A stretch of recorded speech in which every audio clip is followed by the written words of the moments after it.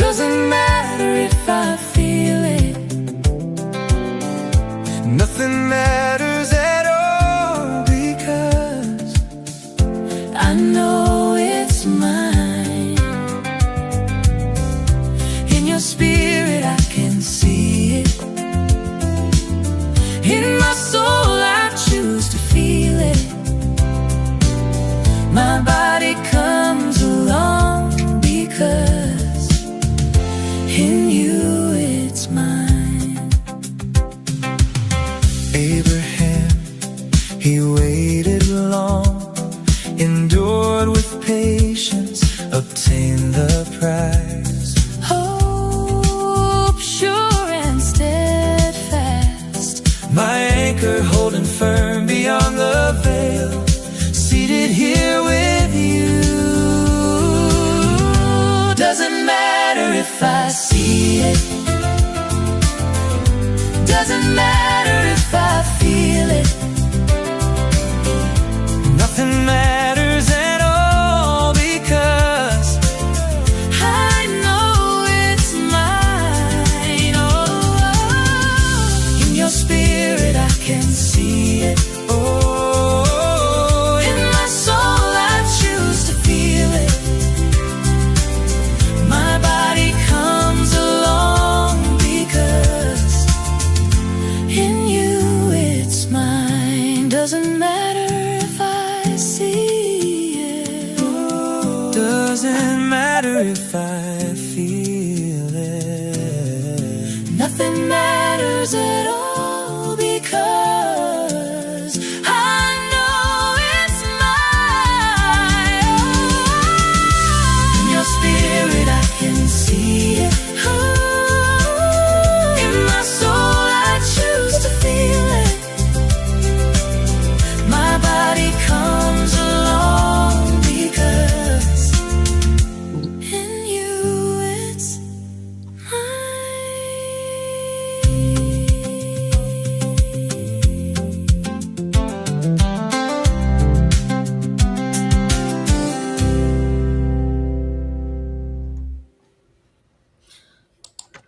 Hey, and welcome to all of you who are here with us today for this webinar with our acquisitions, agents, and editors. I'm going to go through and we're going to introduce everybody here in just a moment. But as we were playing that song, Because It's Mine, I just want you to know that we get it, that sometimes it's hard to get yourself to write. Sometimes it's terrifying to step out and do what God's called you to do. Sometimes you're like, I don't know if this is really from God. But as you settle into that God has called you to work on this project, that God has called you to do this, then you need to settle into, I know it's mine. I know it's mine. And whatever it takes for you to get there, just keep going until you do. So at this point, I'm excited to welcome you guys. We're just going to go around. And if you want to introduce yourself and which publishing house or firm you're with and your role there. Michelle, if you want to give us a go. Hi, my name is Michelle Lazurek, and I'm an author, but I'm also an agent with WordWise Media Services, and I normally represent all genres of nonfiction and children's. Great. Athena. Athena Dean Holtz with Redemption Press. I'm the founder and the publisher, and also an author. And I am a nonfiction girl, but we accept pretty much every genre. Great. Okay, Kathy.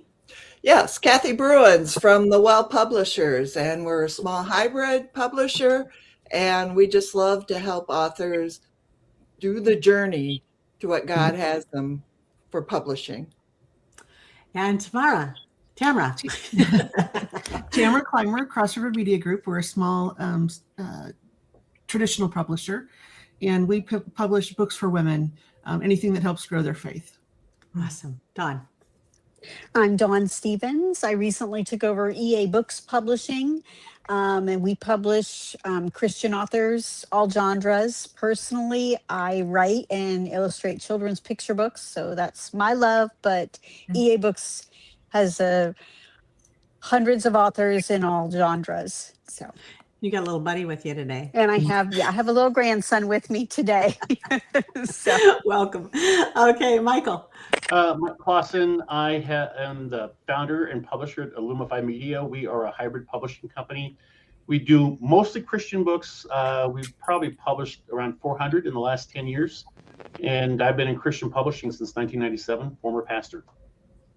Awesome, Erin.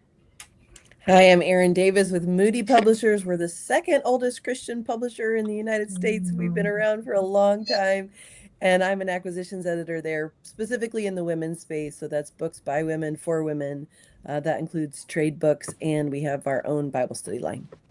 Fantastic. And Jen, I don't know if you're still with us. Can you hear us? Can we hear you? All right, she'll be back. Okay, so this is fantastic. We are going to dive right in.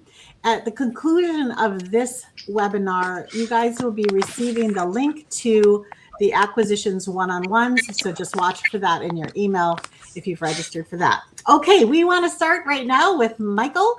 Mike from Illumify.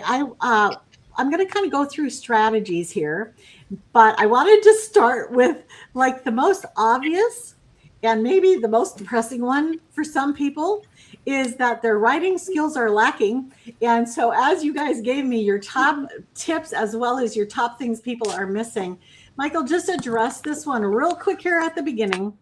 Yeah, like over-reliance on be verbs, passive verbs, and we have the phrase, show me, don't tell me. And there's a lot about talking about a conversation instead of actually giving the conversation, because dialogue is so important. It's the number one thing to generate your reader's attention. So those are some shortcomings in writing.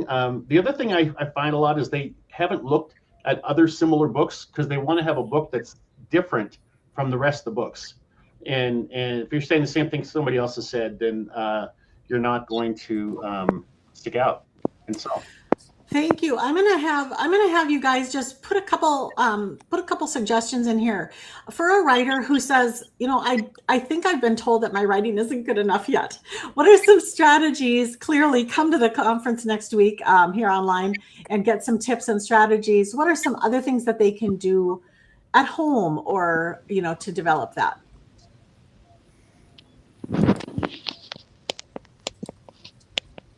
Just go ahead. Sorry. I would say be a reader. Read the genre you want to write in and read it as much as possible and notice how they do it. That's probably one of the first things. Gotcha. Anybody else? I would say join a writing critique group. Those other voices feeding back to you what you've written and giving you insight is just so critical. And also read what you've written out loud and see how it sounds to you. I think that is something that we miss a lot is listening to what we've actually read. We have a tendency to read over it and assume that it kind of fix it in our minds when it's not really fixed on the paper. One or two more. I think that I would say get beta readers. So definitely the writers group too, but even I write for children, and finding a school sometimes with a class that is willing, this teacher's willing to let them be beta readers for me. I've written the best children's books with children's input. So I think especially if you're writing for somebody that isn't, you're not the ideal reader all the time. That's important, is to get beta readers to read what you're writing. If it's women's Bible study, get a church group. Right. So, Michelle. I would say evoke emotion. If you think about some of your favorite TV shows or movies, those are the things that draw you in, is the emotional tie that it gives you. So when you're looking, if you're going to write a scene, you're going to write a story, let us see it, feel it, taste it, smell it, hear it. So what are you seeing? What are you experiencing in that moment? And help the reader to experience that along with you. Awesome. So as we continue going through this, we are going to now be moving on past the basic writing skills. And now these are actually when you get to the point where you are a good writer, you've got a good manuscript. Now we're going to move on and spend the rest of the time focused on that. So buckle up, grab a notebook, and here we go. Michelle, I'm going to start with you. You said be professional read the guidelines and submit what is asked for. Go ahead. Yeah. So in terms of a tip to give to writers, yeah, that's what I would say is don't give a list of 85 agents that you look into. Each agency has its own set of requirements. They have their own way that they like the proposal done. Make sure you go to each and every website and tailor it to them, and make sure you address your work to that particular agent. Don't just do a blind one. And yeah, that's part of being professional, is not just sending out a blank. It just shows us that you care about us, that you know who we are and what we represent. Especially if you're sending me something that I don't represent at all. That just tells me that you didn't go and look at the website. And websites, there's no reason why anyone should be able to look at a website, see the guidelines, and follow them accordingly. So if you're sending me something blind that I didn't ask for and you haven't gone through the portal that's clearly on the WordWise Media website, it more than likely I'm not going to take it. And you guys, what is the percentage of people that are sending you stuff that isn't right? High. Very high. Yeah. Is it probably the number one reason? Yeah, absolutely. We get things we've gone now to only accepting things that we get from conferences or that come to us through agents. But there are so many times, even with some agented things, we get things that are just not really tailored for what who we are as a publisher, and that is so critical to do that homework. You're going to catch our attention if we can tell that you have really taken a look at who we are as a publisher and let us know how your book fits in. Yeah, thank you. I want to pop right now over to Kathy. You said also read the guidelines.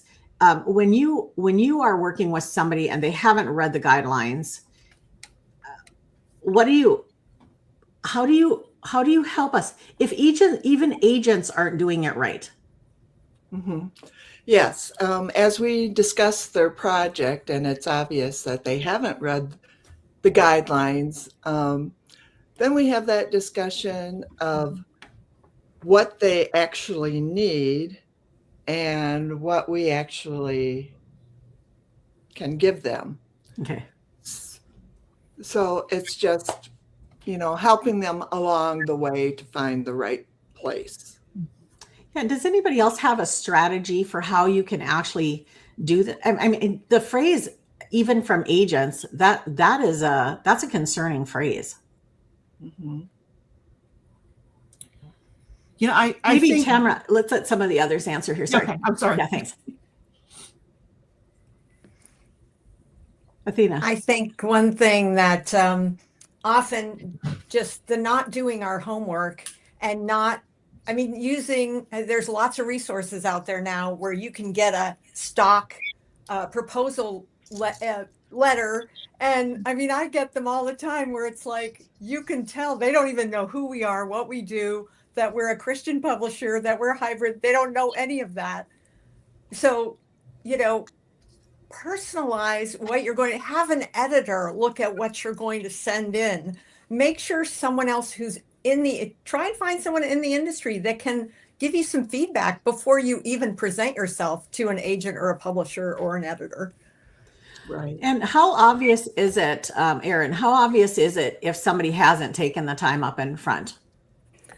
Well, there's layers of it, and I can't paint it with too broad of a brush, but it's fairly obvious when somebody's just taking a shotgun approach and they're just hoping that anybody will accept the proposal, and that might be fruitful, but we obviously want people who consider us the right partner and have put some thought into that. And it just also speaks to what the process could be like moving forward. And when you partner with an author, that's a long-term partnership, and there's give and take. And so it's just one way to gauge. Are they aware of the publishing environment that we're in? Do they know our strengths and our weaknesses? Yeah. And so it can look like a lot of different things in the proposal stage, but it is pretty obvious, I think. Yeah. We're going to move along now, and we're going to talk about a couple of you. When you sent your stuff in, you said map out. Two of you used those words, map out. And then it was about your marketing plan, what you do uniquely that's different from what others do. I'm going to start with Athena. Go ahead and address that. We're going to go around here. Yeah, you have to know what you bring to the table and what makes you unique, and really who your target audience is, but also just how have you been nurturing them now, for the last how long? How well do you know what their needs are, and how are you getting in front of them now? Not you're going to, like I've seen lots of proposals where it's, I'd be happy to speak. Like, guess what? If you're not speaking now, it doesn't matter. Yeah. Tamara, another one was yours. Flesh out your marketing plan, map it out. Flesh it out. And I would, on top of what Athena has said, what you have already done, and that is so critical. I also think what you're going to do, not just in the first 3 months or the first 6 months, but give us a look at a long-term plan, because, especially for traditional publishers, this is a partnership. And we need to know that you're going to stick with this book for longer than just 3 or 6 months. We need to know that this is something that you're committed to. I'm going to swing over to Dawn. You said they write the book first and platform later. Mm-hmm. What's the mistake there? Yeah, I mean, marketing begins at the very beginning, before, as you write, when you write. I think a lot of times with our authors, they think marketing is an afterthought, like I'm going to get published first and then start marketing, but it needs to be happening, before they write, as they're getting published.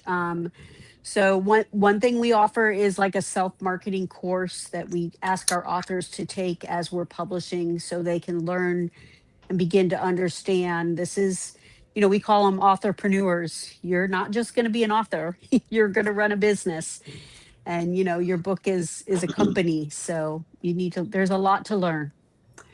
So I'm going to ask you each, and then just raise your hand if you want to answer. But what do you need to see? Does somebody have to have a large audience? Do they have to have a certain number? How do you go by this? Is it a certain activity level? Somebody give us what your standard is. Yeah, Erin. The way we define platform at Moody is, does their life message match the message of their book? So is this something they're already doing? Is it a space they're already in? So if, for example, they've never written or taught on, I'm going to pick something random, international adoption, and they come to us with a book on international adoption, we're going to say, that doesn't match your platform.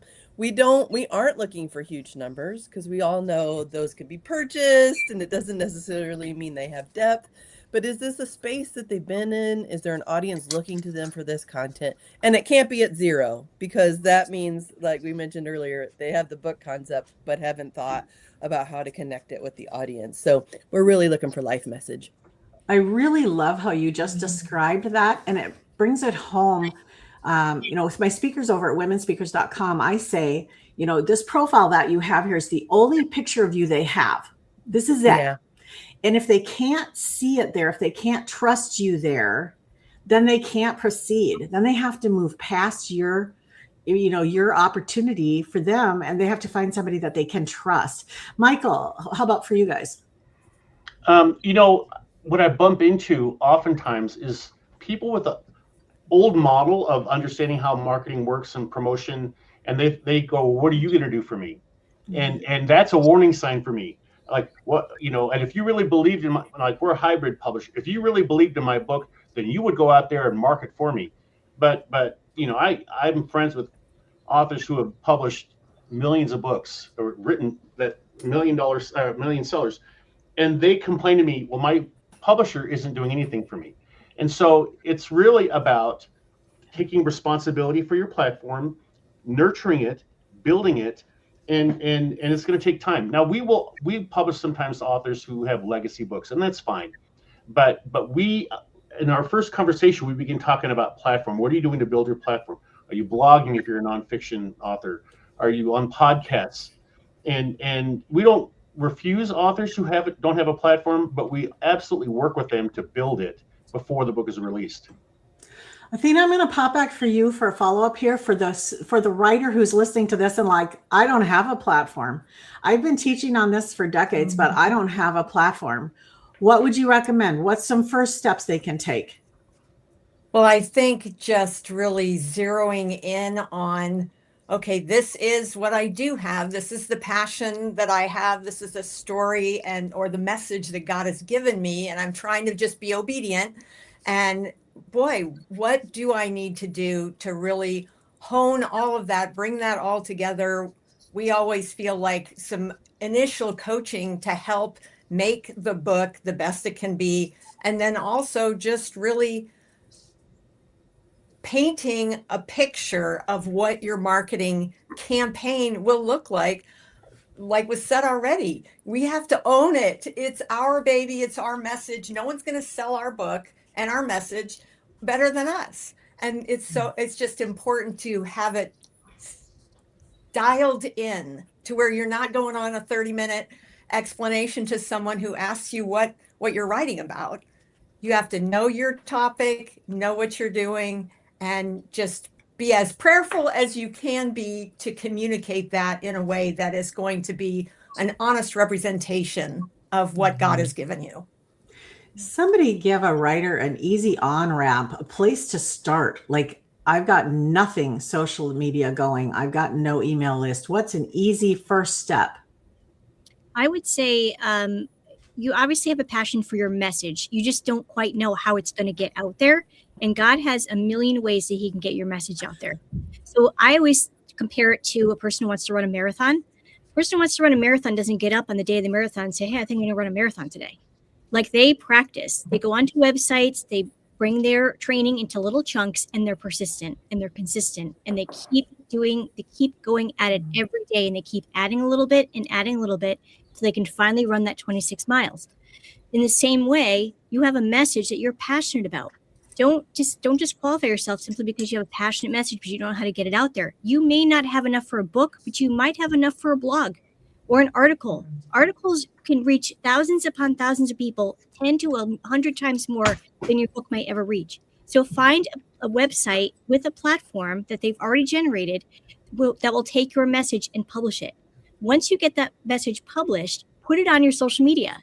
Build your website, put it on your website. Every time you get an article published, you have a blog, put it on that home base of your website so that people can find you and they can find out what your message is. Put it into smaller chunks, 300, 500 words, sell it, and see if you can find someone who will take it.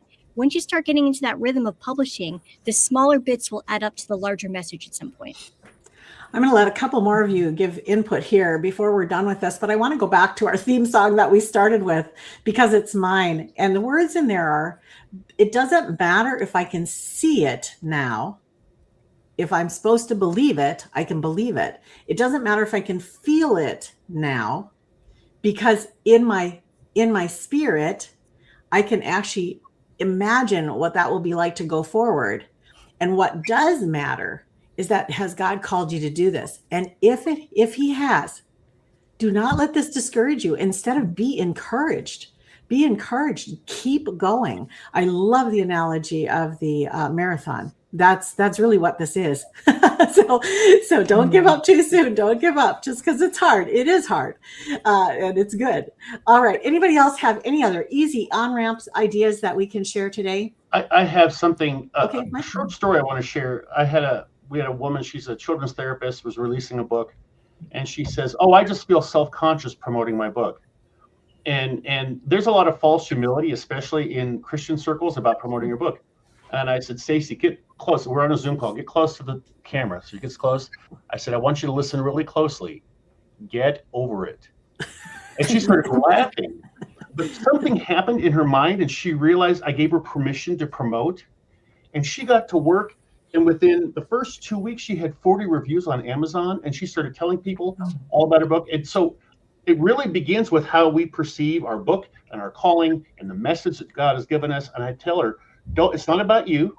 It's about the message that God has given you. And he's given you this message for a purpose. Mm-hmm. And I was so proud of her because she is just selling tons of books. And a Korean publisher then approached us, and they have now translated her book, and it's released in Korea. But it really begins with how you perceive your book and yourself. Yeah, and I always use that Bible verse, don't hide it under a bushel. Come on, this is what God gave you. Let your light shine. Athena, over to you. Yeah, I have seen a number of authors have an idea, they have a story, but they just could not fathom writing an entire book. So we've done a number of compilations. A lot of other publishers have done compilations where each author does one chapter, and it could be 1,500 words or 2,000 words. But that gives you, wow, I'm part of a book. I have to go learn how to market this. And, so it's getting to start with baby steps. But I've watched that get to the place where we've had authors get agents and traditional contracts from what they had in that compilation and the success that they had with it. Beautiful. One more. I would just say if you're going to start in one place, I'd recommend it be Substack. If tomorrow Twitter and Facebook and Instagram all decide to pull the plug, they own your content, you don't own your content, but not true with an email newsletter. And Substack's just a way to house that. You don't have to use Substack.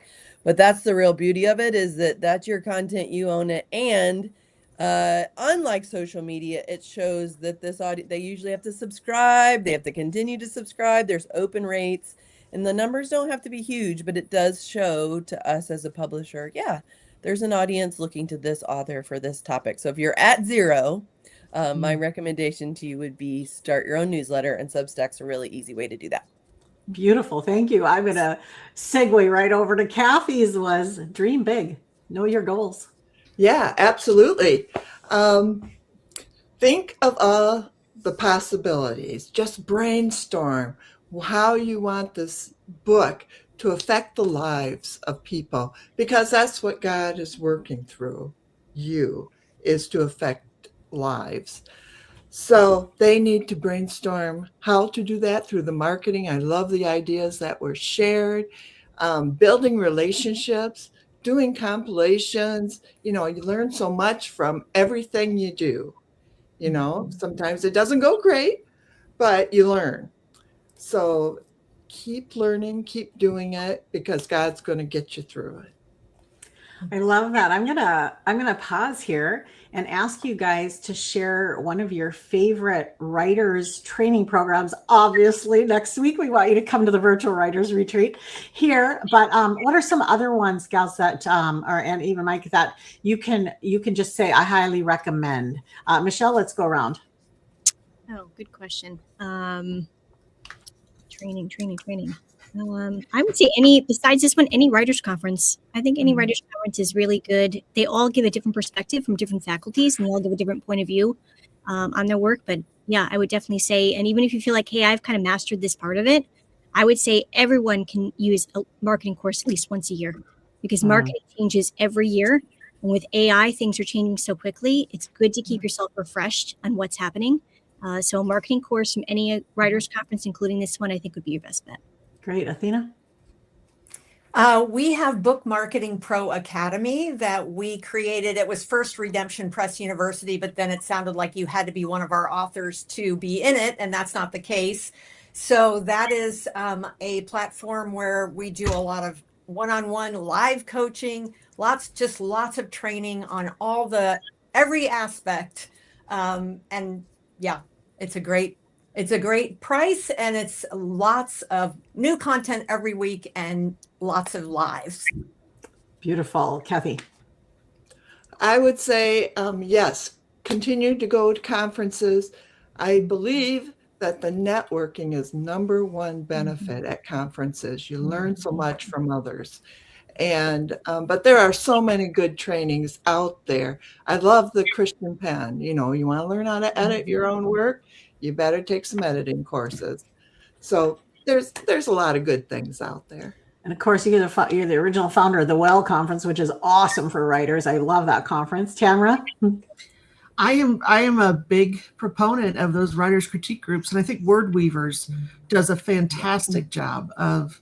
They have groups all over the country in person, and then they also have online groups to help writers find their voice. And when I go to conferences and I know that the writer is from Word Weavers, I can tell who's from Word Weavers and who's not.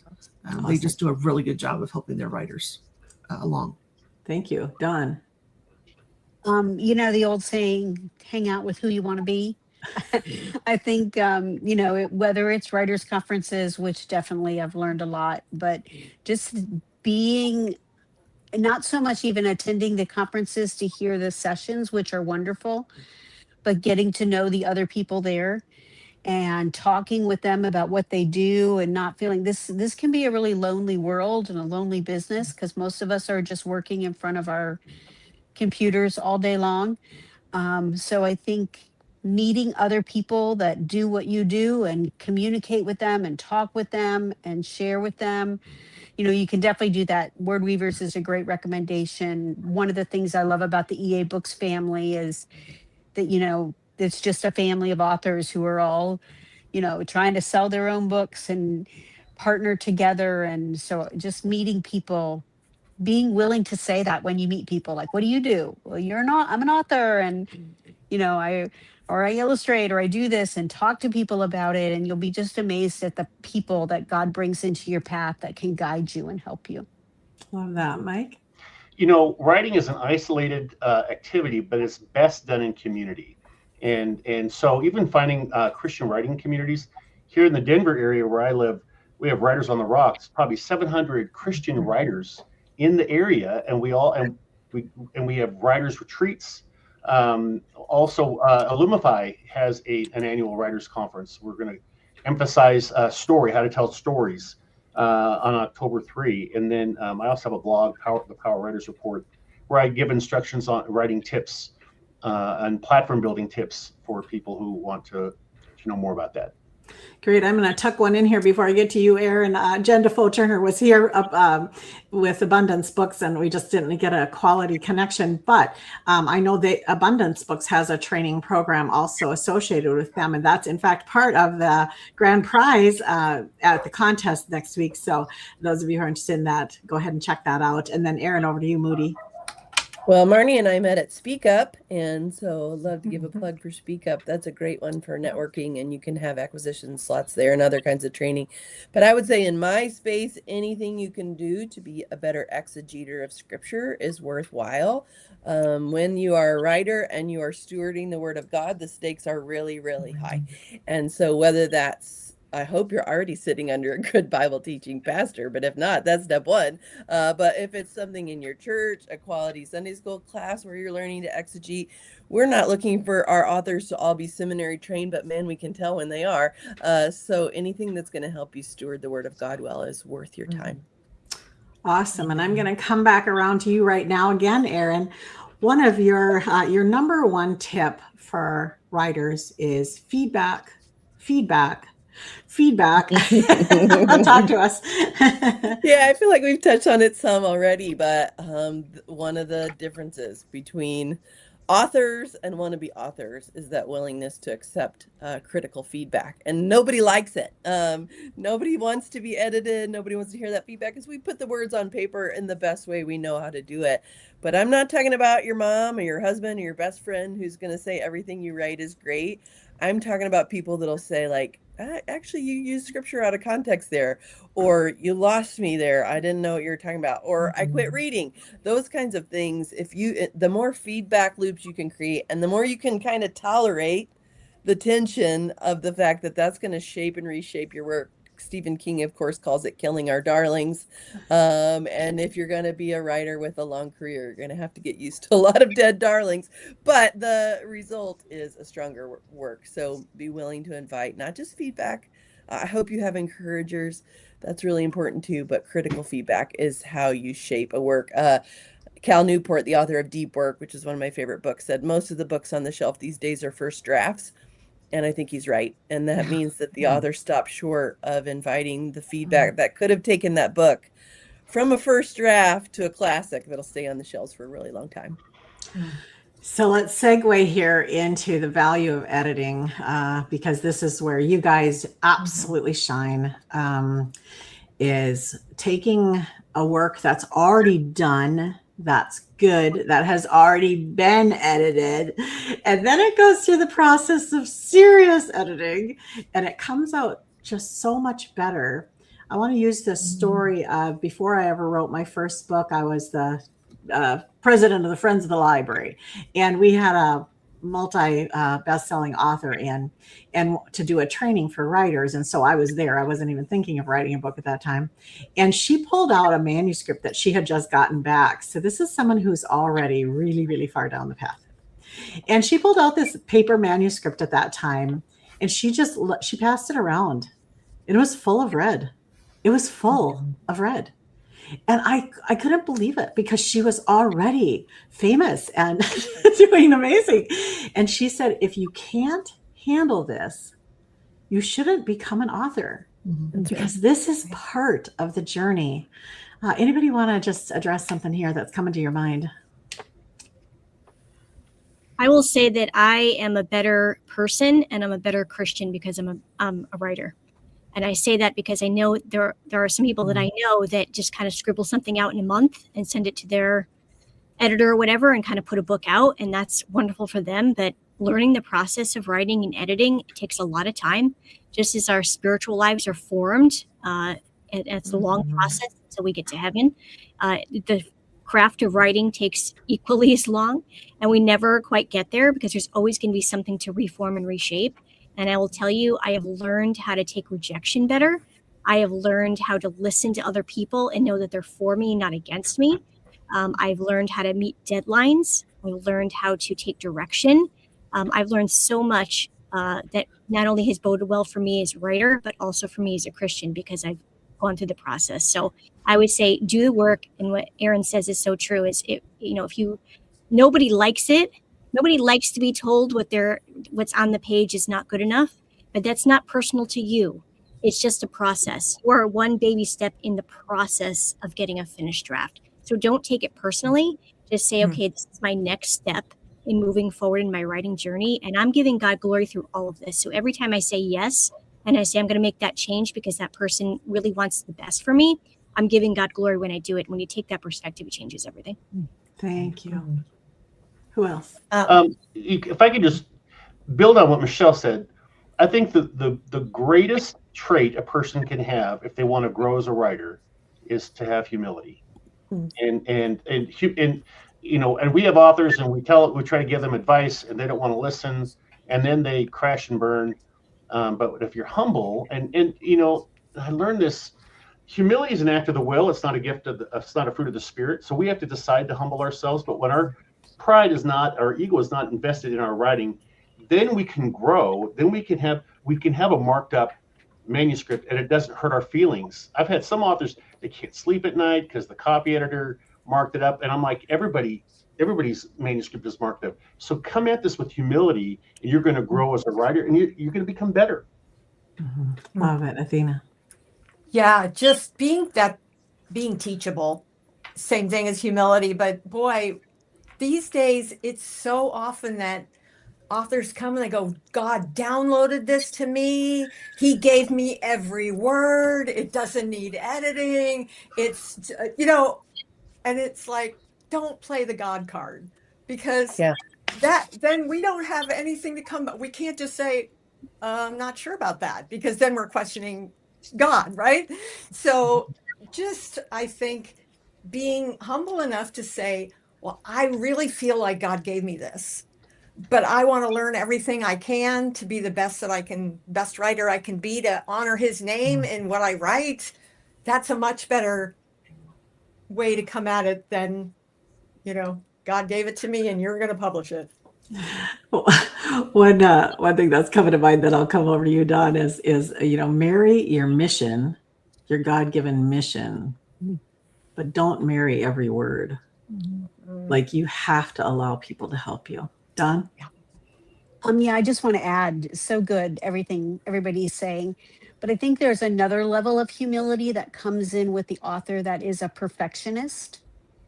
And I can think of a few authors that, we have edited their book and we know that it's great. We've sent it back to them and they're not really stuck on what they had or the changes, but now all of a sudden, because they're being exposed to changing their manuscript and they're accepting that, they begin to make more changes.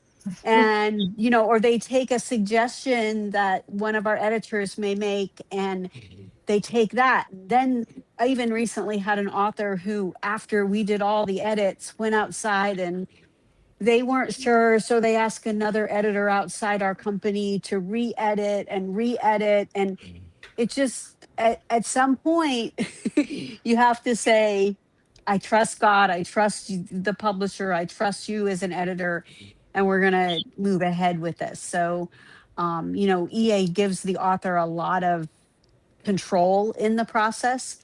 And so that's something that I struggle with authors, that they just, I don't think they were ready when they started the process, because now they're making changes and changes and changes, and they're the reason that we can't get moving with the book. So I It think, is, yeah, it is kind of this two-edged sword. It's kind of this sweet spot right down the it middle, is. where you just work really hard on that manuscript until you get it the very best you can get it.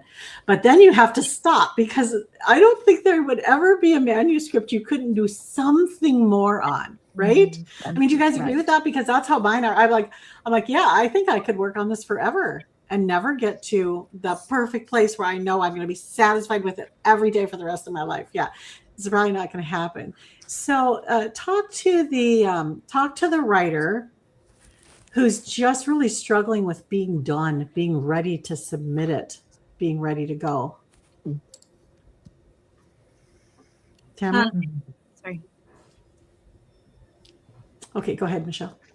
So Cecil Murphy, if you've ever heard of him, he was the co-writer for 90 Minutes in Heaven with, I believe, Don Piper. And he said something in his writing book that I have never forgotten. He said, before he hits the submit button and after he's done his levels of editing, which he has to do many times, by the way, he says, this is the best that I can do at my level of knowledge at this point. And he puts it in and he hits submit. Because right now, today is the highest level of knowledge you'll have, but tomorrow you'll have more if you're choosing to learn more. And so you only will grow as far as what you're willing to do. But if you're willing to, again, say, I'm willing to go through this process no matter what it takes, and you're willing to submit your stuff and saying, I'm done, this is what I can do right now at my level of ability. And maybe in 5 books from now, I will tell you I'm an author of 17 books, and a couple more on the way. My first book looks nothing like my 18th book. That's for darn sure. Thank goodness.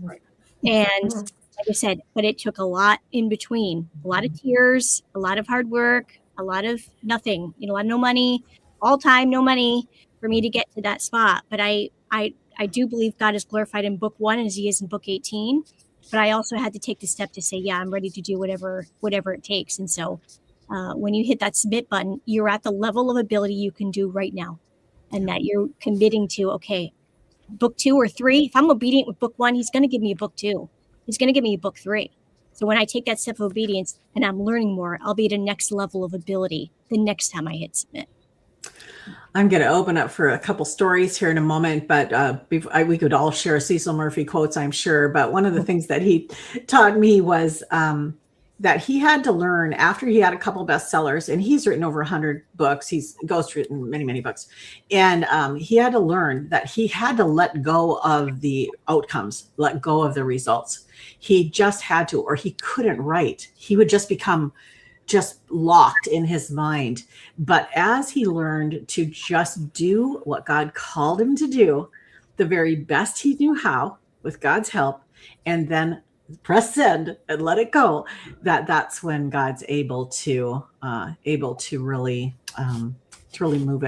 move your project along and actually move you along in your life. Well, some of you came with stories to share. I'd like one of you to share one right now, and anybody who's ready, just go ahead. Athena. Well, I will share, Erin, you'll like this. I was at Speak Up in 2018, and Carol Tetzloff, I was her first appointment, and her goal was to be a Moody Bible study author, and that was it. That was what she was going to hold out for. And, I like that goal. It's good. And her platform, she did a lot of Bible study in churches in her area, but it wasn't really developed as much as Moody would have wanted it to be. And so it took 3 years for her to sign a contract to work with Redemption Press. And she ended up coming on our team during the pandemic to run our She Writes for Him virtual conferences. And then the next year, she became part of our ownership team. And it became clear that she was the one that I could pass the baton to when I'm ready to step back after 40 years in publishing. There is going to come a time where I'm done being full time. And what's so neat is to now see that she has a deal with actually multiple projects with Christian Art Gifts, and ended up having to call Debbie Alstorff and say, would you represent me? Because one of those is a 2-author Bible study series. And so just to see that, I mean, God opening doors that no man can close, and just to have watched that journey has been amazing. I love that story for so many reasons. And one of them is we have this idea in our mind how this is going to go. And I don't know about you guys, but so many times God's got the carrot out there and I'm going straight for that carrot. And then I get almost to the carrot and he says, right turn. And I'm like, no, the carrot's right there. But you know what he does? He knows what we need to motivate us. He knows what it's going to take to get us to do it the way that it needs to be done. And he's so faithful that if we don't get that carrot that he set out there at first, we're going to get something better. Not that one is better than the other, but for us personally, for this moment in our life and for what God's got in our future, he's going to give us the best one. And that's actually the one we want, even though we think we want that other one. Another story. I'll go. Yeah. Okay. It kind of comes right off Athena's. So I'm just going to share my own story because I, as a little girl, dreamed of being an author and an illustrator. Like, it was all I wanted. And every time, just like you said, Marnie, I was getting closer. God took me on a right turn, and I did something else that I did not understand why I was being pushed that way. And so it's just good. It's fun to look back and see God's hand in your journey. But as you are going through it, I think it can be very frustrating. And I know with these authors that are watching this and they have a certain idea of where they want to head, it doesn't look like you want it to go a lot. So I love that, what you shared, Marnie, and what you shared, Athena. I think for myself, I just had to always be willing to know that, like I told God one time, I don't ever want to be a teacher. And that's exactly where I ended up. And then I told him, well, I'll be a teacher, but I don't ever want to be a principal. I ended up doing that. So it was just, my whole journey was, okay, God, I'll do anything but this. And that's where I went. And as I surrendered more and more, I saw God bring about the desires of my heart in ways that I never thought. Like, so if he's put the desire in your heart to write, to be an author, it's there for a reason. And just because you're getting rejections or just because it's hard, he's doing such a great, amazing work along the way. So, I even said at one point, well, I want to be that grandma just sitting home writing books. I want to do this when I'm 20. Well, guess what? I love that. It's just the most rewarding thing, and his timing is so perfect. So, I think we all have stories to that, but that's what I would share. Beautiful. Kathy. Yes, I wanted to talk about the experience that Diana Lancer had with her first book with the Well Pub.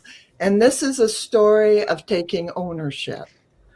And when Diana first approached us, we talked about we just brainstormed a lot of possibilities. Her story was exciting. I was excited about it. She asked so many good questions. I mean, she knew what to ask.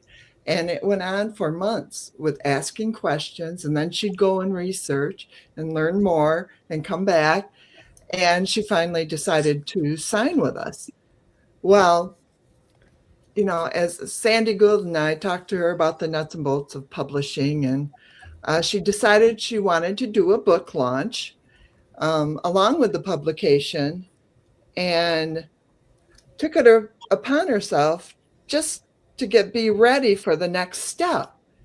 And so the contract was signed. We went to work together, which was really cool. And then what we accomplished together was a very high royalty payment from her book launch. When the book launched, the next royalty payment that came in from Amazon, that we all know isn't very high. But this was high. It was amazing.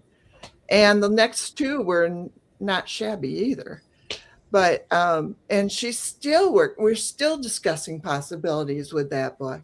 And so it's just amazing to work with an author who is really sold on taking that step to learn and do it. So I love that. Yeah, I love that. It's so much that, Erin. Yeah, when you asked us this prompt, I immediately thought of an author who was an expert in her space, but she wanted to expand her reach, but she had zero platform as a writer. And I'll go back to what I said earlier. She just started a Substack, but she faithfully wrote on that every week. And she didn't garner huge numbers of followers. She didn't have what we call hockey stick growth, where it was just like, and then it was like this huge spike, which I think sometimes authors think they have to have that. That's not always an indicator of an author's long-term success. But she generated this growing list of followers. And we as a publisher, that's where we saw her. We saw her on Substack about the same time several other publishers did. And that resulted in a bidding war and a 2-book deal with her to us. And her first title comes out with us soon. But I think it's important for a couple of things that illustrate some important points. Serve your audience well right now. If your goal is just a publishing contract, you can self-publish, you can get there. You can get there pretty quickly. But what we want to see is a love for your audience and a willing to serve them well right now with what resources you have for the sake of your audience. And that's what she was doing. She didn't start a Substack to get a book deal. That wasn't the end goal. Not that that would be a bad goal, but it was that she had this information. She had this message. She knew women needed it, and she wanted to serve her audience well. And that's a really wise and fruitful path. If you can ask yourself, how do I serve my audience well today? Because faithfulness pays dividends always. That's not me. That's straight from the good book, right? And so we're not just looking for somebody with a good idea. We're not even just looking for good writers. We're looking for somebody who has a message that they want to steward and an audience that they want to serve. And so her story just comes to mind because that's what she did. She was faithful to the people she wanted to serve, and it resulted in a 2-book deal. Awesome. I love that. Michelle?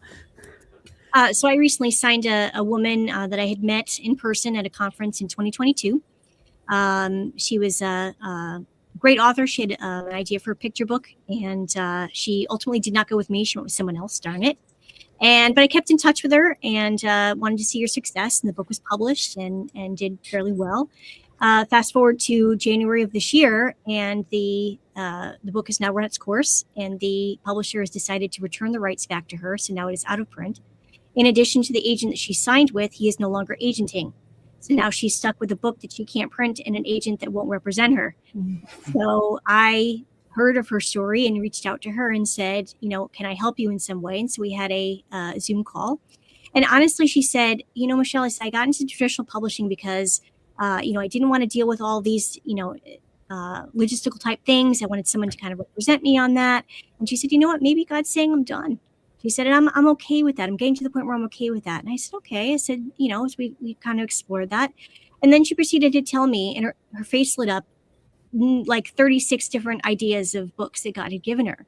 So by the time number 9 came in the Zoom call, and I've let her talk for 5 minutes straight on all these ideas, I said, I'm getting the sense that God is saying you're not done yet. And I said, what would you think about me representing you and seeing if we can get this book back into print? She said, she bought it, and she said, let's try it. I said, no worse off now than you are right this second, which is a book that you can't print anyway. So I said, okay, let's do that. So she signed with me, sent it out, and within a day, we had 2 publishers that are showing serious interest in this. And so we have all of them next week for that. So I am super excited to see what God's going to do with her. And I think she's going to go very far in the business. But I think all of that to say, the message to that is, don't disregard the meetings that you have today, because the person that you meet today in your one-on-one or in this panel could be the person who helps get you a deal 4 or 5 years from now. It may not be right now, it might be years from now. And so keep those contacts, keep yourself growing, keep yourself exposed and in their line of sight, so that if there ever does come a day when God decides to open that door, you'll be ready. Wow, this is so good. This has just flown by, and it's such great input from you guys. As we're leaving, and we just have like 2 or 3 minutes here left. Anybody have just a final thought? You just like, I was just burning to say this the whole time. Okay, Kathy. Just a sense of relationship building in all aspects of publishing is so important. And I think that's what we're all doing, seeing that those relationships with our readers, with the authors, with each other, it is so important. Yeah, love that. Critical. Yeah. Anybody else? You know what comes to mind? The scripture passage, God is for us, not against us. Your publisher is for you, not against you as well. Love that. Athena?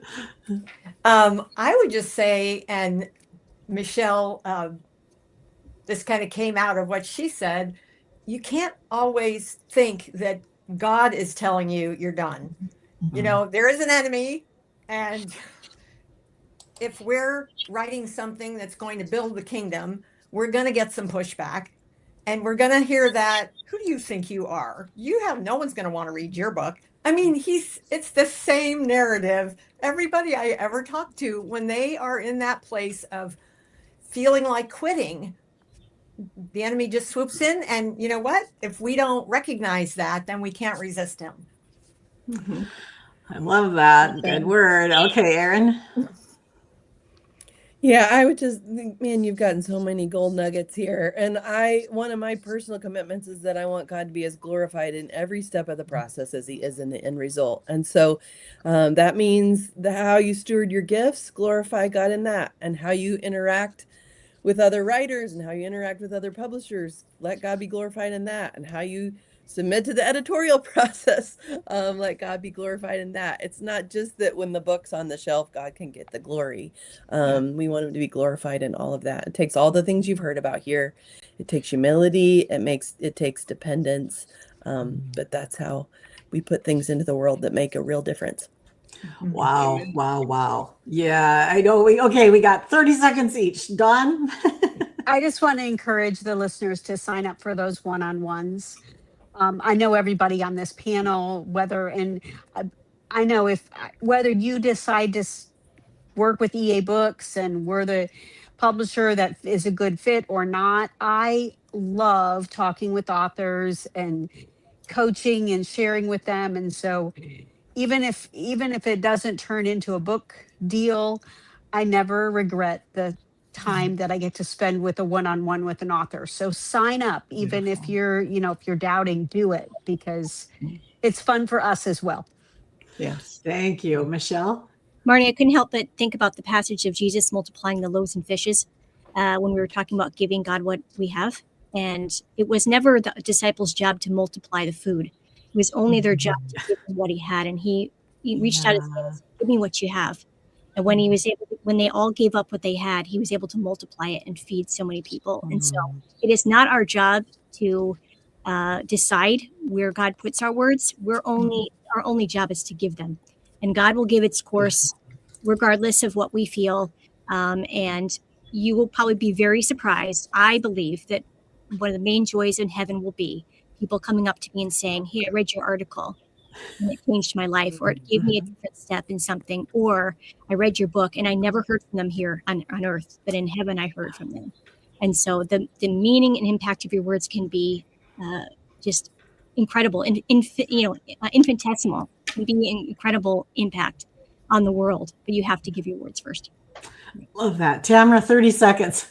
Bring us home. I would just encourage, along the lines of what Michelle said, stepping out in faith and doing this, it is incredibly scary to put your heart onto a page and have somebody else read it. And I just want to encourage you that everyone, every writer, every person on this panel started out in the same place.